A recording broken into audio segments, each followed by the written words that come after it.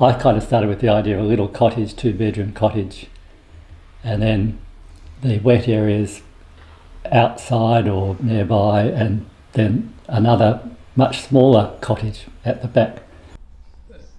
Yeah, I mean, we were lucky that we always knew the basic materials anyway, that there was going to be a Strawbale building. Tim and Anne-Marie had always wanted to, well, Anne-Marie in particular had dreamt about building and living in a Strawbale house. We've known a few, and also Tim and Anne-Marie lived in Witchcliffe, and so they had lots of local knowledge in terms of the climate and the prevailing winds. And I think the wind is a particular aspect of the building, a climate sensitive building in Witchcliffe, because it's kind of your friend, and it can also be something you don't want.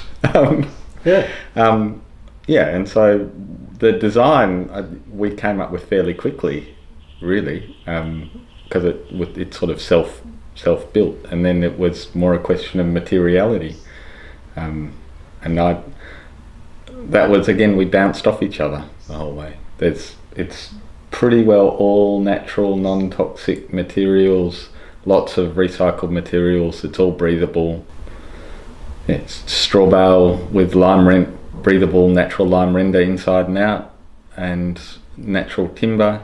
Recycled timber was for the joinery that we had milled, and then local plywood. It's almost all Australian materials, actually, very few imported materials. The village supplies a lot of requirements about what you have to, the standards you have to achieve, like the star rating, life cycle of the building, all that sort of thing. So a lot of that's sort of predetermined.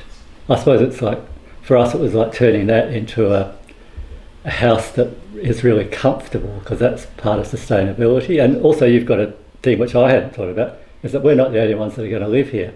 The houses that I design, I like to try to design them so I don't think about like master bedrooms or they're just private spaces that share common spaces, with the idea that over time the families change. The building, in order to be, it needs to be able to accommodate lots of different ways of functioning in it, and that aids in its sustainability, because then people aren't forever knocking them down and modifying them.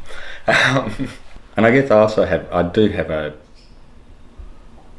theory or an ideology of sustainable building, that it should enhance the people who live in its understanding of the climate, and that you want to be comfortable inside, but you don't want to be excluded. It's not about living in a spaceship, or when it's hot outside, it shouldn't be wearing a jumper inside.